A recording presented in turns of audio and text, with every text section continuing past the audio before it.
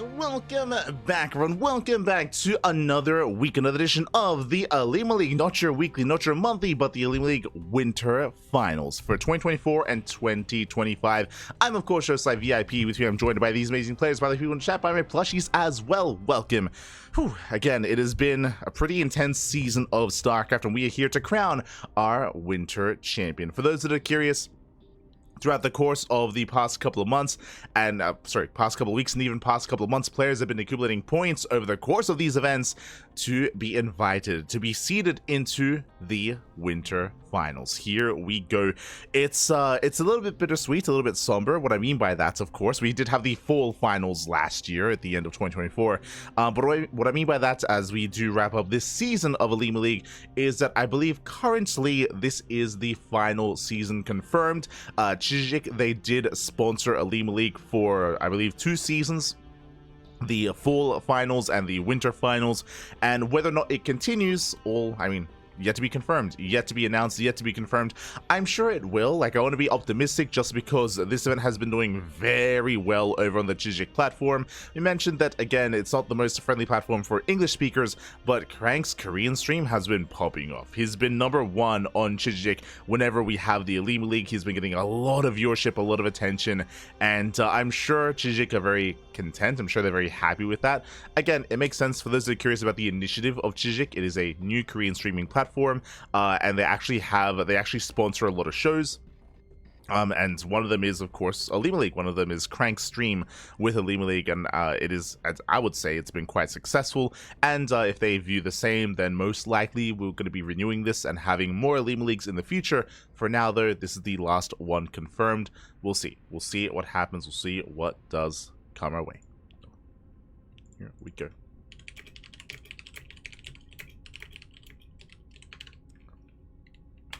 Here we go. Otherwise, we're going to be jumping in. Again, let's switch things over and catch up on the brackets, and catch up on where we are and where we are headed. Bam! Here we go. Whew, we have our full set of matches. We have a full set of matches here. We have, how many players? We have 8. 8 players are facing off. We have herO versus Rogue, Shin versus Classic, Clem versus Cure, and Zan versus Creator. We have 8 players here all facing off against each other, and only one will be crowned our final, at least winter final champion for OlimoLeague. Oh boy, plethora of Korean players. We have Clem as the sole European. Let's go again, Clem. He has been very active when it comes to these OlimoLeague events, so great to see some Clem action later on down the line. We have Cure repping Terran. We have a plethora of Protoss, and we have 2 Zergs in Rogue and Shin. Here we go. If you're curious, if you're wondering where are some of these players that we otherwise do see on a more regular basis, Dark has been inactive. Like, he still plays, he still competes, but Dark, he has kind of taken a step back. He's not as active as it used to be, not as prevalent as in the past.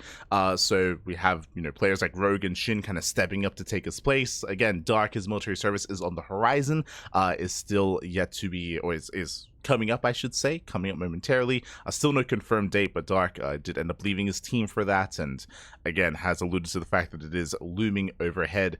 But for now, we have our top 8. We have our top 8 players here, and we're going to be casting every single series. Here we go.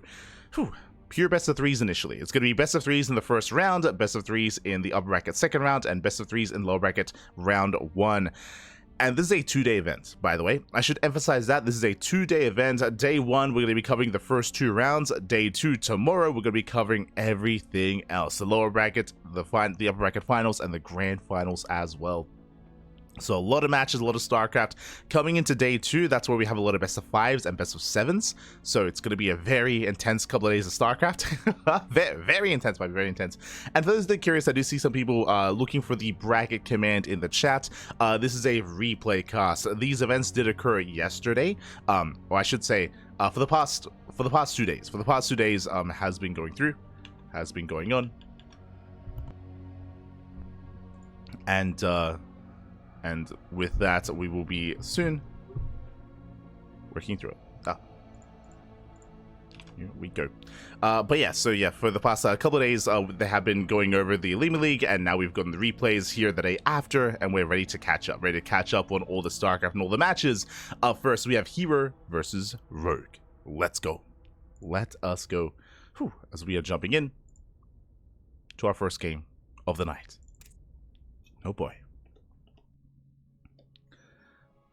So again, we're going to be covering eight best of threes, which is going to be quite a bit.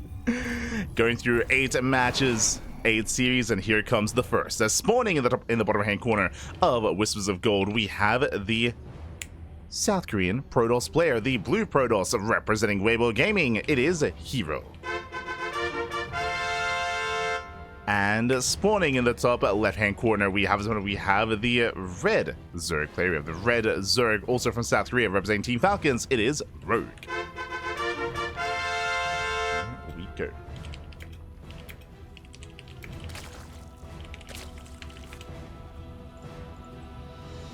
So we are settling in.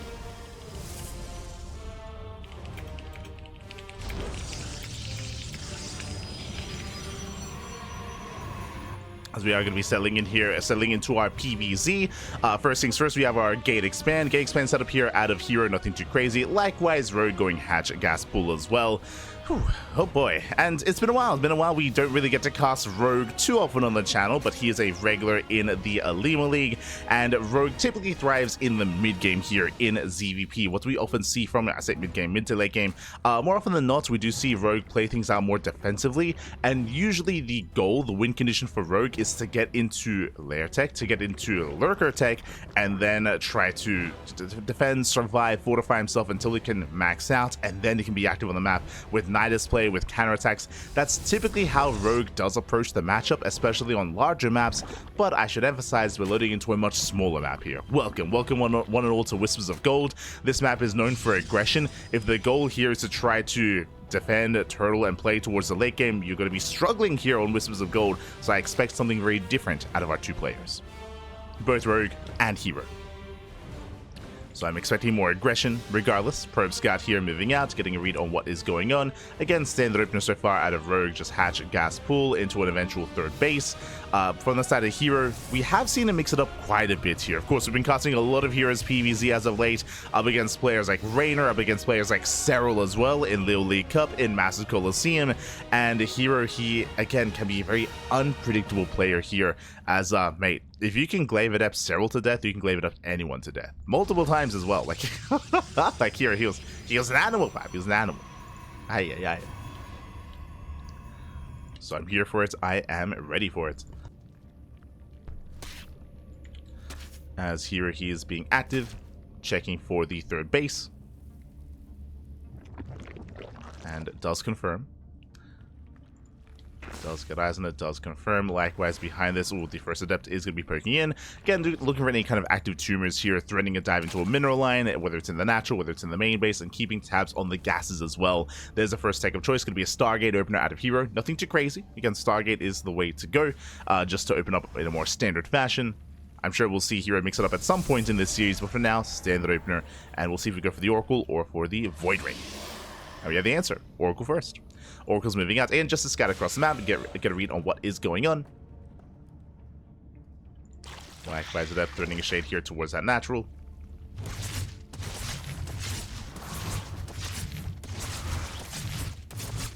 Will threaten the shade. Now, falling back. Likewise here, just securing himself. The Oracles are designed to, of course, scout, to harass across the map, to defend the third base, and to safely get into a 3-base economy. So overall, just really safe play here out of herO. Nothing too wild yet. Really, my eyes are on the follow-up here. For example, does Rogue skip his Roach Warren? Does he go Evo Chamber first? Does he go for an earlier Bailey Nest? Does he cut workers? Does he not saturate his third base?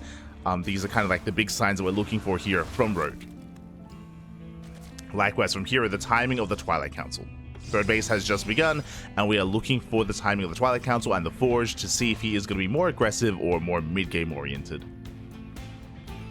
As for now, we're just poking in. Oracle dives into the mineral line. Spore is not done. Getting one drone, oh, not quite two. Whew. One drone so far. Rotates over towards the third base. No major damage. Getting some larva. Being a nuisance here for Rogue. At the same time, threatened a counterattack, but last adepts are back at home, and herO does defend. We're even taking down an egg. Not bad. One drone, a larva, a cocoon. From here, backs up. And it looks like it's going to be a standard follow-up here from herO as he does catch another 3 drones. Oh my god, 3 more workers going down. Barely any hull damage is dealt. And herO does retreat. There it is, Twilight Council and a Forge, so it looks like +1 and Blink. Meanwhile, from the side of Rogue, Lair first.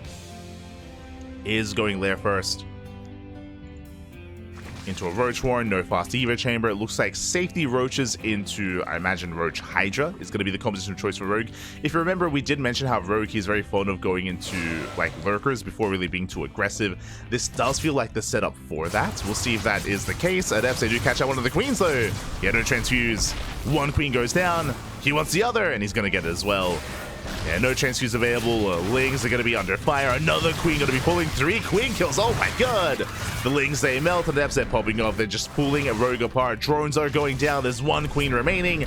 Oracle's back up, but still lost mining time. And the drones out, they cannot come back. Not now. Not now. And herO barely loses anything. I'm afraid to look at the efficiency here. I'm afraid to look at the trades. He lost nothing. God damn. I was hoping maybe at least 1 Adept, but the value is insane here. herO losing 0 units. He gets 20 Lings, 3 Queens, and 8 drones. And with that, herO in a very comfortable position. With that finally going to be forced back. As I say that, Adepts are going to be threatening another shade here into the mineral line. And they allow themselves to back off. Behind this, there's a Hydra. As we did mention, it is going to be Roach into Hydra, most likely into further tech. herO back at home, investing into his own upgrades. +1, Blink halfway done, and will soon come online. Will soon come online. Stays into the main. Oh! Catching out 2 drones. 2 drones going down. herO pulling away. Hydras are amassing. Now, Rogue, he knows that he lost a lot of workers. And as you can see here, Rogue, he's on 47 drones, and intentionally, he's not droning. He's not droning up. He knows he's behind. It's an all-in.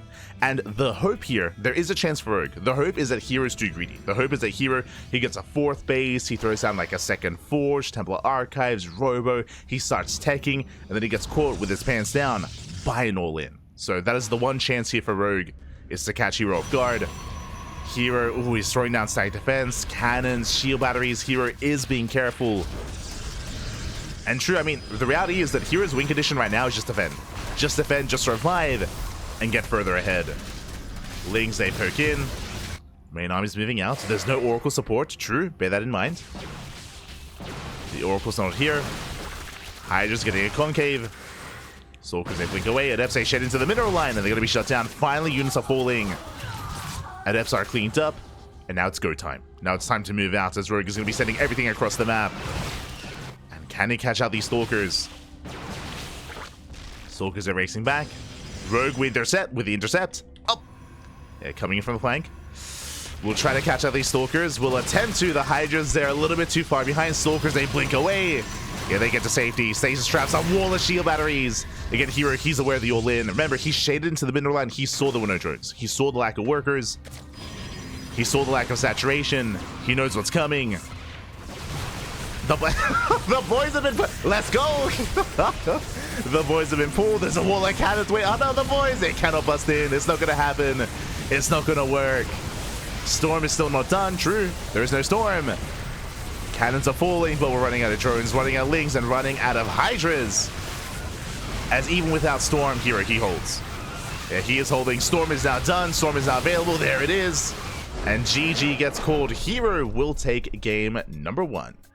Whew. GG. GG, well played. herO, of course, one of, if not the best Protoss in the world, is a titan to behold and is difficult for anyone to face off against. With that, herO had a very strong start to this game. We did mention how this map is smaller. It does favor aggression, but it wasn't even that much aggression here out of herO. It was more of a standard opener, opening up with, what was it, 5 or 6 Adepts with his triple Oracle, and it was brutal that he was able to find those Queens. Remember, he killed 3 Queens at the start of that engagement.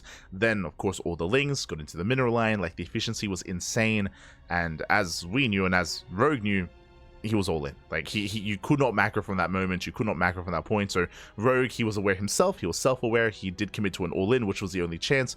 Unfortunately, herO he confirmed. Remember, he shaded into that mineral line into the third base afterwards. He saw no saturation, and as a response, just a wall of cannons. Just a wall of cannons, wall of shield batteries, wall of stasis traps as well. Like, very well defended and very well scouted by herO. Solid reaction. Solid reaction with that. herO does take a lead in the series, and now we're getting into game number 2. Let's go. We're jumping into game 2 here, and we'll see if Rogue can tighten up his early game defense, as we are loading into another smaller map. We're going to be loading into El Dorado. And spawning in the bottom left-hand corner, we have the South Korean Zerg player, the Blue Zerg, representing Team Falcons. Down to the series, the pressure is on to bounce back. We'll see if he can. It is Rogue. And spawning in the bottom right-hand corner, we have as opponent, we have the South Korean Protoss player, the Red Protoss, representing Weibo Gaming, WBG. It is herO. Here we go. Whew. As we can take a moment here to calm things down.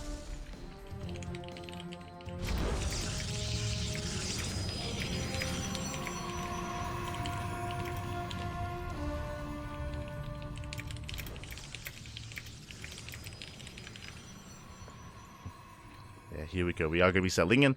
Now, what I will say, El Dorado is an interesting map. On the one hand, yes, short rush distance by ground. True. Do have a short rush distance by ground, and it can be even shorter if we expand towards each other as well, here at the triangular third location. But what I will say is, it is going to be an earlier spawning pool. Interesting. So earlier pool, it's going to be a hatch pool into a delayed gas geyser for Rogue. But on the flip side, the attack paths are definitely lessened here. There are less attack paths in general.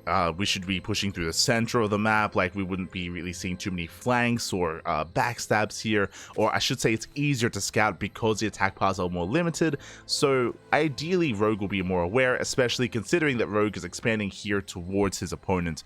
What I mean by that is that he can fully wall this area off towards the top side to be safe against the depth harass, and he can just focus here towards the south instead. And again, there's only one real attack path of your opponents, of the aggression, so it's easier to keep up with and easier to be able to respond to.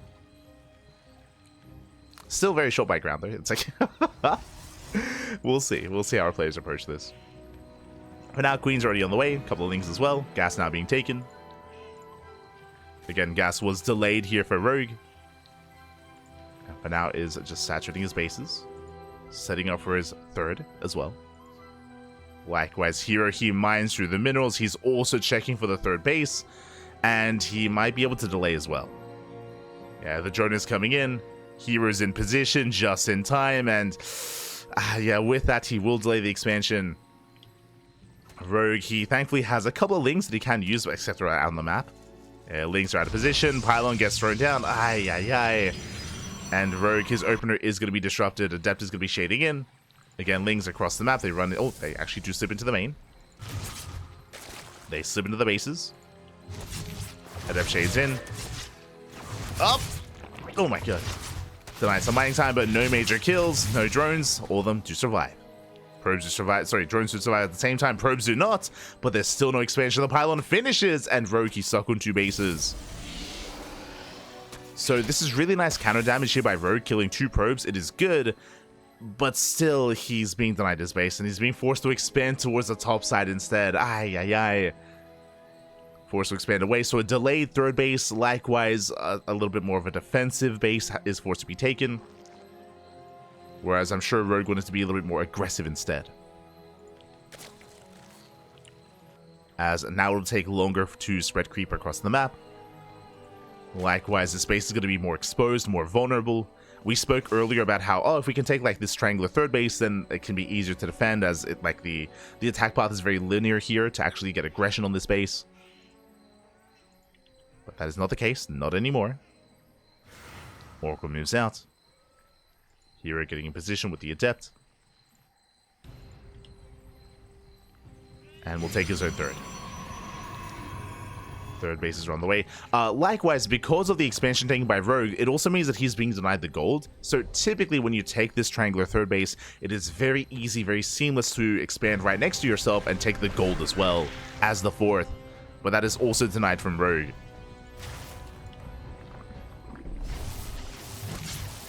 So this is kind of throwing a wrench into the works here of the overall build of Rogue. Meanwhile, Dev Shades into the main. Gets 2 drones, not bad. Oh, sorry, did I say 2? 4 workers even. Oh my god. 4 drone kills, oracles, they dip in between the bases, they get away.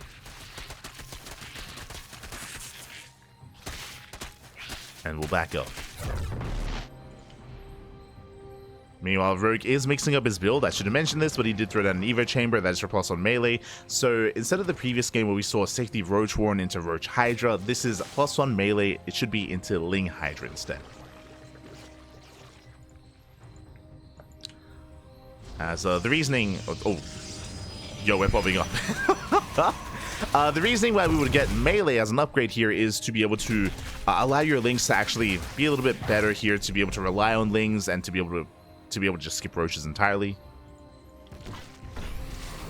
can now afford to skip them. But what I was surprised by is second Stargate. Second Stargate's on the way. 1, 2 probes going to be going down. But this looks like a commitment. I was going to say into Sky Toss, but we should be seeing a Fleet Beacon. If not, are we making more Oracles? We are. How many Oracles do we have? 4, soon to be 5 Oracles. And we're getting a 6th? A 7th? We're just going Mass Oracle. Now, herO does have a build where he goes Mass Oracle Charge lots, and he can pop off. But I don't see a Twilight Council. I don't see Charge. For now, at least, it's just purely Oracle. Yo, herO, he's having fun. Let's go. He's having fun, Bob. He's legit just going Mass Oracle. He's got how many? He's got 5 so far, soon to be 7. You know, the power of the Oracle, Pappy. No. He's not stopping. Robo follow-up, not a Twilight Council. Interesting. Yeah, as the Oracles, they continue. Now, what I'm most concerned by here, Lair is just not finishing. We need a Hydra Den. We need anti-air. If not, these Oracles, they can just pop off. They can kill everything. And it's going to be Mass Oracle into double Robo, not into Charge. Okay. herO, he's showing us something different, something new. Again, Mass Oracle Charge Dot is something we've seen quite a bit out of herO. But now diving on the Queens, he gets 1, he gets 2, he gets 3 with the Transfuse. There's no Transfuse, no Transfuse left. Every Queen is going to go down. Ay, ay, ay. That's going to be how many? 5 Queens falling. The Lings as well, going for the expansion. They should not bring down the base. At the same time, Lings are full. Sorry, they're popping up. 12 probe kills. 12 probes going down. And the base is going to fall. Yeah, the base is going to fall. They will kill the expansion. May Oracles, they kill units and buildings. They don't care. Oh my god. That was a full HP hatchery, by the way. Oh god. Ay, ay, ay. Zerg players, look away, is what I will say. Just look. It's like, look away, Pappy, look away. It's going to be a thing of nightmares as the Mass Oracle is popping up. Behind this, going into, I would imagine, double Immortal production. Now we get the Twilight Council on the way. And you can see that we're forcing Rogue to double down and to make as many Queens and Hydras as possible. Hydra Den is on the way.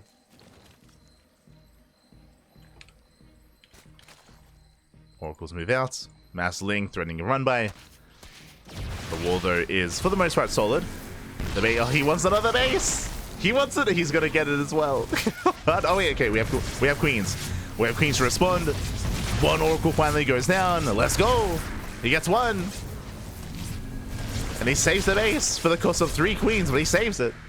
Likewise, Lings, they're busting in. Oh my god, 28 probes going. The main base, no response, no reaction there. herO, no response to the main base. 29 probes going down. Rogue, he's not out of this. He's not out of this yet, Bappy. The wall was not a wall. Immortal gets surrounded. And herO, he's hurting 29 per every probe in the main. They all did go down. 1 survived. And herO was in a beautiful position. Not anymore. Not in. One day we're gonna invest into a door. We're gonna have a whole position of depth here. It's gonna be amazing. Gonna be beautiful. A shield battery as well. Not today, but one day. as herO pulled the herO, the wall was not a wall. Bailings are denied. Good reaction. Good response. I mean, it's still not a wall, by the way. And yeah, from here, Rogue, he's back in this. He is very much so back in this, droning up to 70. Hydras are amassing. herO has lost momentum. He's going into Mass Glaive Adept. We have 5 gateways on the way. And Adepts, they can trade very well against Lings and Hydras alike. But they can still be overwhelmed, though. The problem here is the numbers, the supply.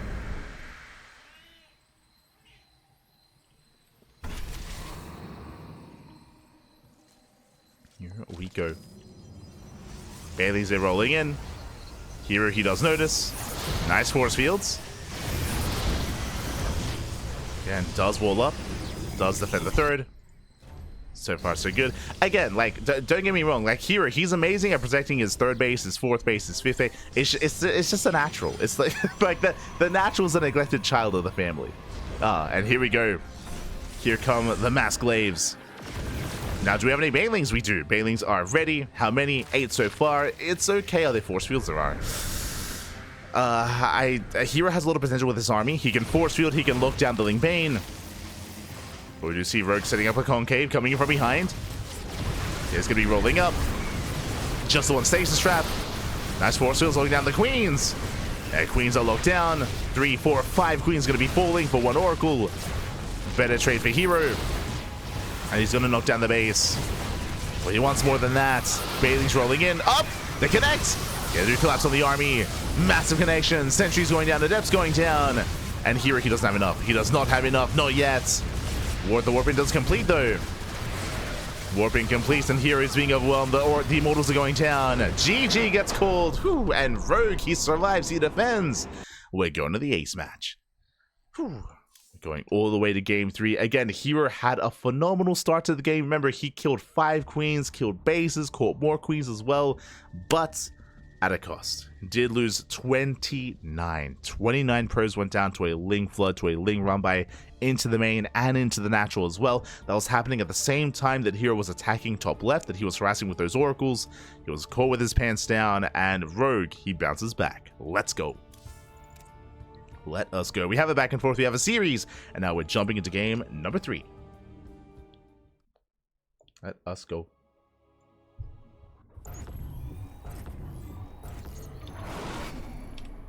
And spawning in the top right-hand corner of Frostline, we have the South Korean Protoss player. We have the blue Protoss representing Weibo Gaming. Whew. As we're forced into game 3, it is herO. And spawning in the bottom right corner, we have the red Zerg player from South Korea representing Team Falcons. It is Rogue.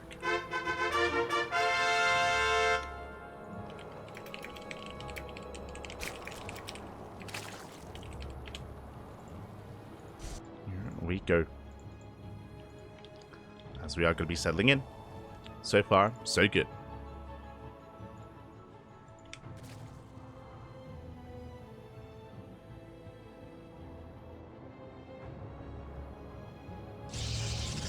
As Rogue is going to be forced to take the unnatural natural. Likewise, herO going for his own gate expand. Let's go.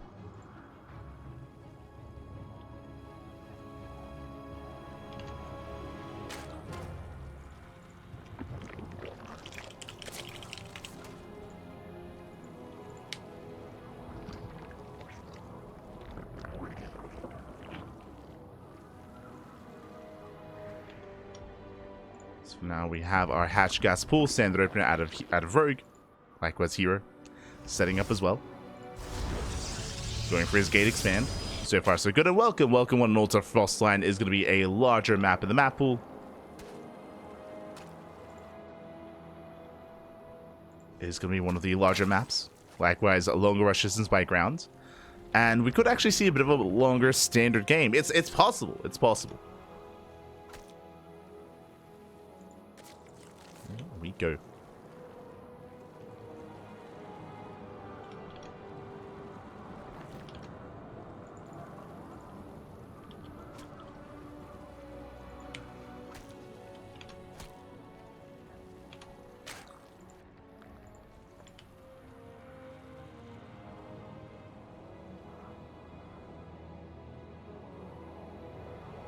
Here we're moving out.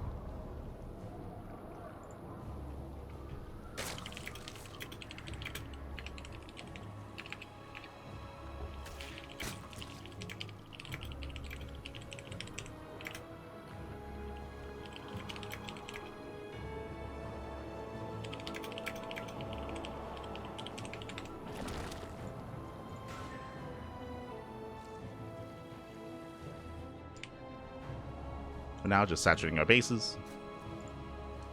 Gonna be saturating our bases here, getting our third as well. Droning on up. Likewise, herO across the map, gonna be settling into his own Stargate opener once again. Gonna be opening up with the Stargate. Into Oracle. No Void Ray this time. And the question becomes, do we keep making Oracles? Do we go up to 1, 2, 3? Do we go up to 7? Do we go up to 10? Was that the issue? Was the problem that we stopped at 8? He had 8 Oracles, by the way. I want to say up to 9, maybe? But he did lose 1 early on. So I went up to 8 Oracles. Do we keep going? Do we not? Again, is going to be on herO here. Whether he commits, whether he doesn't. For now, just the 1. Does move out across the map. Setting up for his third base. Maybe the better question, do we see a wall? Do we wall off the natural?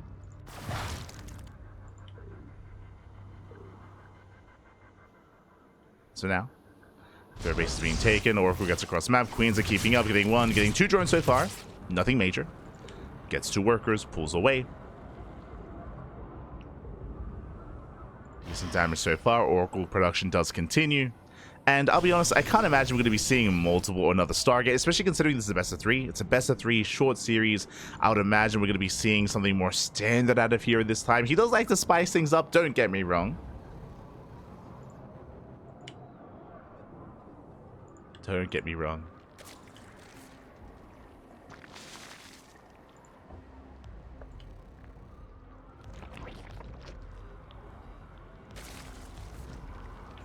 herO rotates.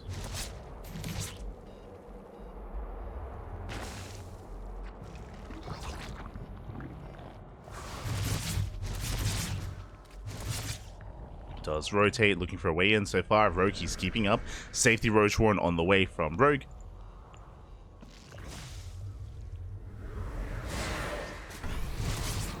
Oh.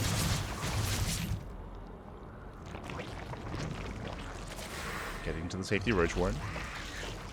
Likewise, the upstate rotate. Still looking for a way in. So far, Rogue is keeping up. Lings are amassing. This time, no major damage. If you recall, we had a similar push on Whispers of Gold where herO was able to break through and get 3 queens and just end the game, almost. This time, Rogue is keeping up.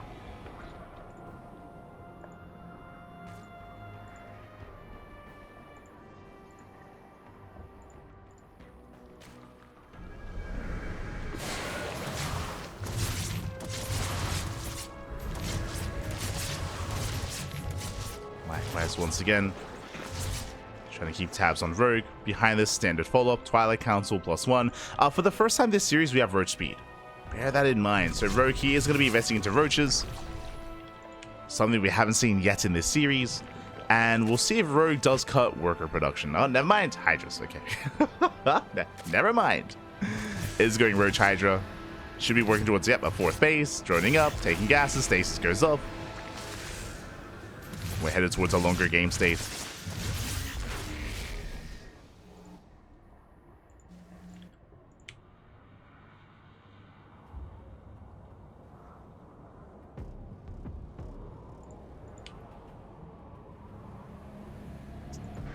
And we can calm down. We can calm things down here.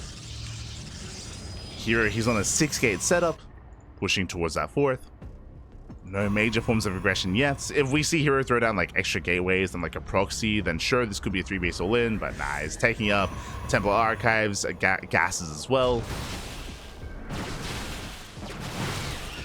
So much more passive kind of mid-game setup here from both players. herO is pushing in though. Oh. Catching at a Roach. Picks up a Roach, pulls away. Lings, they threaten a run by. Threaten coming back home. Oh!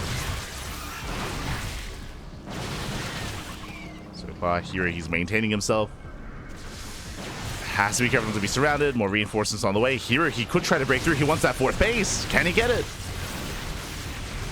Things, they trigger those stasis traps. Another stasis going up. Ooh, not quite connecting. Oracle goes down, and here he is overwhelming. Yeah, no more Lings. Roaches are falling. Remember, behind this, he is taking up into High Templar, into Archons and Storm, or these soon-to-be. But here, he breaks through. He just breaks through the defensive line immediately. Roaches go down. GG gets called, and herO, with his 6-gate pressure, he breaks Rogue. He breaks Rogue. He will take the series 2-1, advancing on to the next round. GG. GG, well played. Honestly, nothing too fancy. GG, well played. Again, like herO, he wasn't all in. He was taking gases. He was throwing down further tech. He was applying pressure. He was even warping in from across the map. Like, there was no proxy. There was no warp prism. So delayed reinforcements from herO. But Rogue, yeah, he was getting caught a little bit off guard. The stasis traps were brutal, true. A lot of lings were being caught by the stasis traps. But outside of that, there was nothing really too special behind that push. So yeah, surprisingly, herO, he broke through, broke the 4th base, end of the game. GG. GG, well played. Impressive stuff there at herO. This time, nothing fancy either. Like, there was no quirky build, there was no crazy mass oracle or early game aggression. Just some straight up play there out of herO with that. GG, well played. herO, he will claim the series, will advance on into the next round. And the question becomes, who will face off against him in that next round? Let's go. Let us go as we are jumping into our next game, as we're jumping into our next series. Oh boy. Up next, we have another PvZ, a very different PvZ. We have Shin versus Classic. Let's go. We have another Zerg versus Protoss up against each other. As a reminder, the winner of this series will be facing off against herO in the next round. Let's go.